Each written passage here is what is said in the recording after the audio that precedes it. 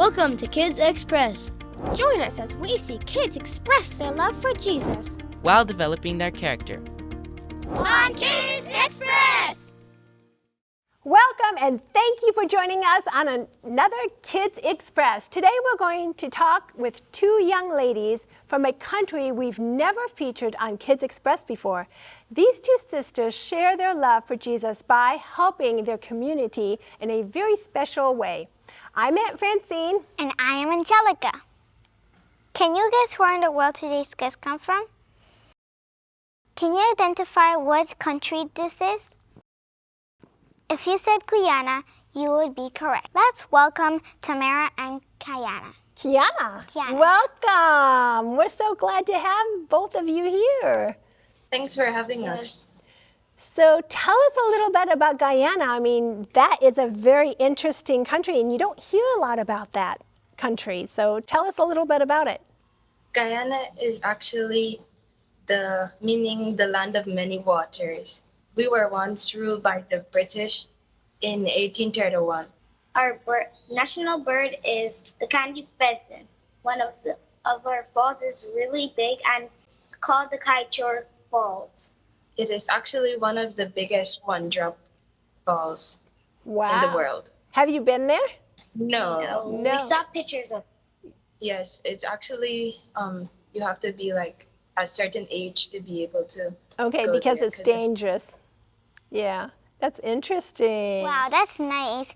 So I hope we don't forget, but this is Polori. Plori. So I think this is, am I saying it correctly, Polori? Yes. They look scrumptious. And Yes, do you they eat them do. often? Yes, we like them. We like to eat them with sour. Yeah. Oh, very It interesting. Very nice. I can't wait to try it. This is something, and it's kind of fun to make. Yeah, I had fun making it for the first time. It was a little interesting for me. I have some stories because it was gooey for me, so I just kind of scooped it in there.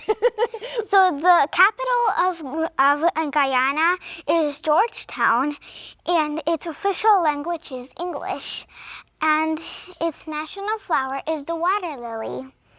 And the national animal is the jaguar.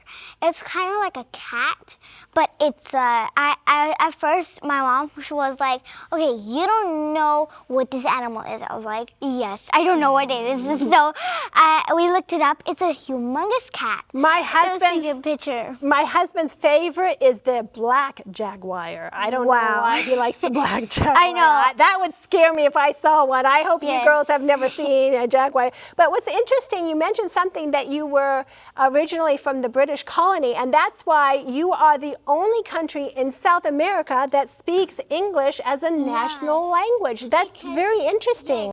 Yes. I like that. So tell us how you are sharing Jesus in your community. This is one of my favorite parts about Kids Express is that we find out what you're doing in Guyana to witness for Jesus. So what do you do? In our community, we would go out and share books or tracts, and people would collect them, and we would say, "May the Lord bless you," and I hope that you read it. And we also say what church we're from. Or once we went with our Pathfinder club to border where we share soup to the homeless, and we also had like an open air service and people from around border would come and like join us and sing the song we sing and listen to the preaching and so on.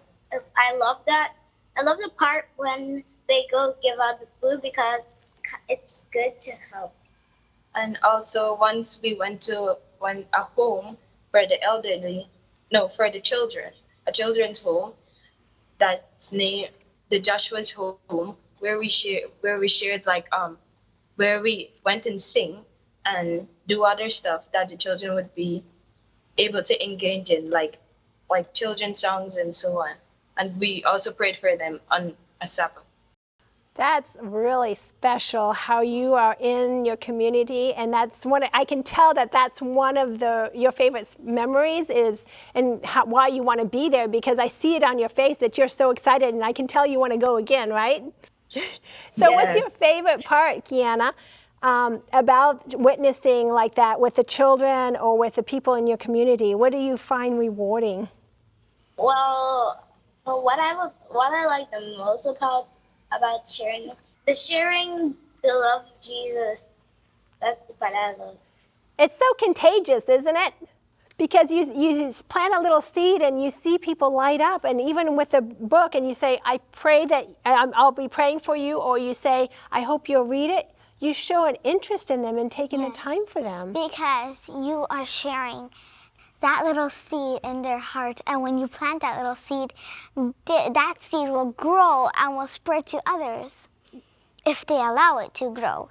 I agree, and you said something even with the seniors and the elderly as well.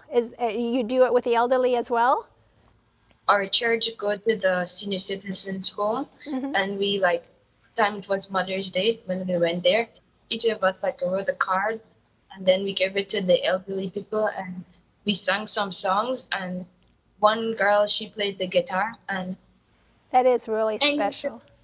And some people, some people really want to know God, because one time we went out in the church and we were with a church. It was Global Youth Day. We were sharing out the books, and they had this man. He was in his car, and he practically called me and my sister to give him a book.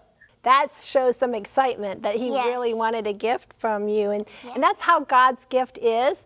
God has a free gift for everyone.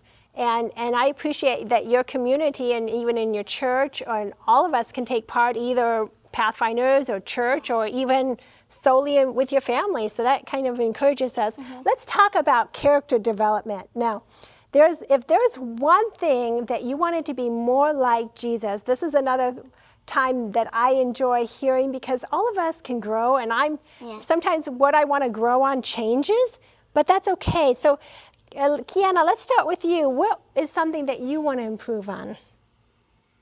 Well, I want to improve on my obedience, because God said He would give us a reward if we be obedient, and that reward is going to be heaven. You're right. And I really want to go. I do too, and all of us can work on being obedient, especially to His word and what He wants us to. How about you, Tamara? I would like to be more conscientious. Conscientious. Whew. Now package that, what that means, conscientious. It means to do your work to the best of your ability. And to do it very thoroughly and carefully. Yeah, carefully conscientious. I kind of like that phrase, carefully conscientious, because it reminds you that you need to be careful and doing your very best and asking yourself, did I do my very best? Sorry. Yeah, Angelica. Because what if your mom tells you, okay, wash the dishes? And then your mom calls you and says, hey, did you wash all the dishes? And then you're like, what should I say? Should I say a lie, or should I say the truth? Because you haven't washed the dishes. And so you just have to tell the truth. And then your mom will probably tell you, okay, go and wash the other dish. That way you can go and keep doing what you're trying to do. Well, that reminds me, since you're talking about dishes, sometimes I'm in a hurry washing my dishes, and I put them back on the rack, and I'm looking, and there's food still stuck on the dish, and I thought I washed it. So that's part of not being as conscientious as I should have been. I mean, you called me out on it, and I'm being honest. We have to be very careful that we're doing the very best of our ability, even doing the dishes. So what kind of things do you do, both of you? Let's talk about conscientious, because that's a word that we don't talk about very much, and being very careful. So what two things have you two tried doing to be more conscientious? Well, when my mom tell me to do something, I do it with a cheerful heart, so I can do it of my best ability.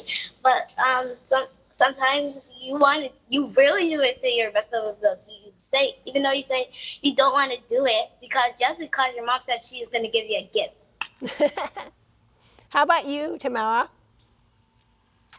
Like when my mom told me to go pick up the clothes or so on, I just pick the clothes up really quickly, and there's some clothes that left on the line, then I have to go pick it up again.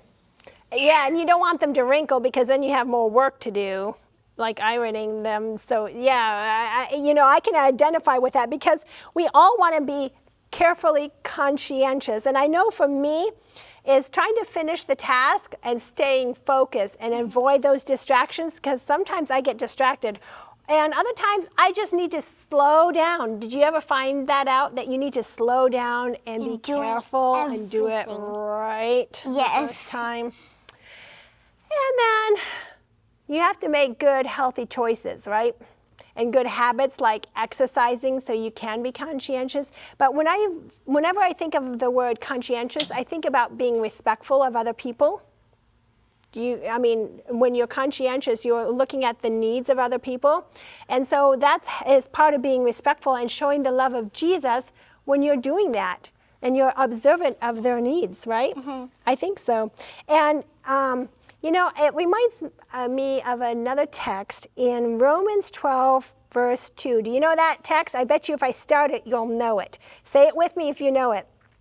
And do not be conformed to this world, but be transformed by the renewing of your mind, that you may prove what is the good and acceptable, perfect will of God.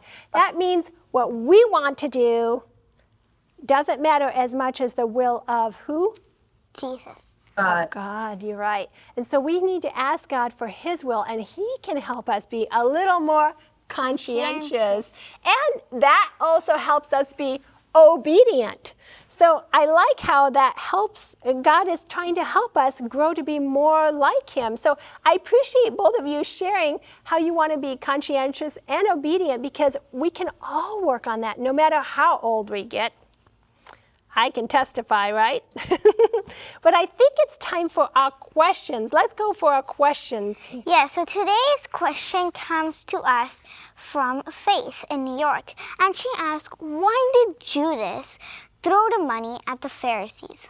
Wow, Faith, that's an important question. Sometimes we wonder why Judas betrayed Jesus in the first place, right? Mm-hmm. Sometimes that's a really hard story. Can you imagine being with Jesus and still wanting to trick Him, or trying to get Jesus to show that He was God? Because Judas was hoping that maybe if Jesus showed Himself to be God, then he would be next in line. And Judas wanted to be close to Jesus, but he wasn't doing whose will? Whose will was he doing? God's will. He wasn't doing God's will, he was doing his own will. Mm-hmm. And so he was betraying. And even when Jesus was at the Last Supper, he could have still said, Jesus, I already betrayed you, but please accept my apology. Jesus would have accepted his apology. So by the time Judas has already betrayed, and he's already gotten the money, Judas wanted to give back the money, and the Pharisees said, I don't care. What is that to us? But Judas, was he really sorry for what he did? Was he really sorry for what he did? No. He really wasn't. His heart wasn't converted and really doing the will of God. And so Judas made a sad mistake, didn't he? Mm-hmm. And we want to be able to keep our hearts pure and being conscientious to do God's will instead of our own will. Tamara and Guyana, thank you so much for joining us on Kids Express. We had a wonderful time today, and thank you for joining us on Kids Express!